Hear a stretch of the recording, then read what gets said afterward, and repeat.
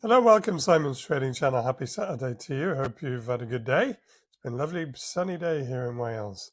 And thank you for joining me for another one of my videos. Let's get straight on into the price action. So I just wanted to check in quickly on these numbers here because CME closed last night. It closed at just shy of 60,000. And so, yeah, a bit of work to do, maybe next week, but we'll see, to turn the MACD back to the upside.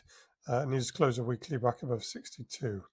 So fair enough. And it won't cross below the zero line until Bitcoin gets below 50,000, which I imagine is around here. Yeah, it's right on those two wicks, this wick and this wick, so support resistance level. So that's interesting. Okay, that's all I wanted to do on CME. Now I'm going to switch over to the daily on, whoa, that's a bit of a busy screen. Let's just delete all that jazz off. Excuse me a moment. Whoa! Let me just remove all those. So yeah, this is Bybit and a daily time frame. And you can see that probably a low volatility weekend after the week of upside, but no great shakes today. Back down towards, well, just under 60,000. And you can see momentum-wise, still approaching the zero line and still green, and will indeed continue to do so as long as Bitcoin closes today above 57 and change. It's a fair bit above there at the moment. I would suggest it probably will do that, and then these numbers will change again, and it might sneak ever so closer to that zero line again. 65 I would ignore for now. On the, so the obvious support, was it? No, we'll have a look at that on the 4 hour, I think. So on the 4 hour, it's probably similar to yesterday. Yeah, it is. There's been a bit of a pullback, and looks like it might be about to bounce again.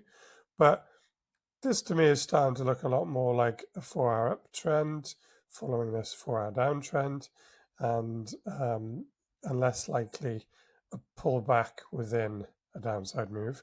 However, technically speaking, it is still that, because you can do a Fibonacci retracement for the top to the bottom of that move. Whoa, of this move here. And you can see it's hanging out around the 618. So I'd be quite secure in the fact that this is a complete change of trend and not just a massive pullback following a downside move. If Bitcoin get above 62,000, I'm fairly confident now, but I'd be much more confident if it can get above the 718, so 62,000. That, remember, was also the weekly MACD upturn area for CME on the weekly, just out of interest. Where is it? Where's that value? It's similar, 61,250 for a weekly closure on Bybit. So yeah, that would seal the deal for me. I think it's more than cautious optimism now, but that would seal the deal for me. It's still just continuation of this consolidation though, and what would be the earliest signs of that maybe not being the case anymore? The definitive sign is back above the all-time high, which is at 64. I think the earliest sign will probably be getting back above 65. It's still not super clear, but you know, that is, in my opinion, the most recent in a sequence of lower highs.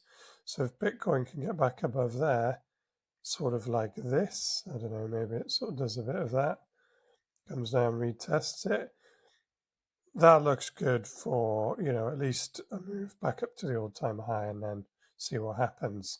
So yeah, clearing this 65K level on higher time frames, so dailies and weeklies, would make me feel quite positive.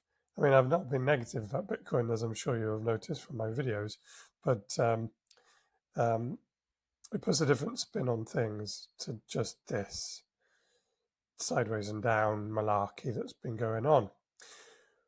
I think I'm going to leave it at that for today. Nice, short, sharp video. Hope you've enjoyed it. If you have, please like and subscribe and share.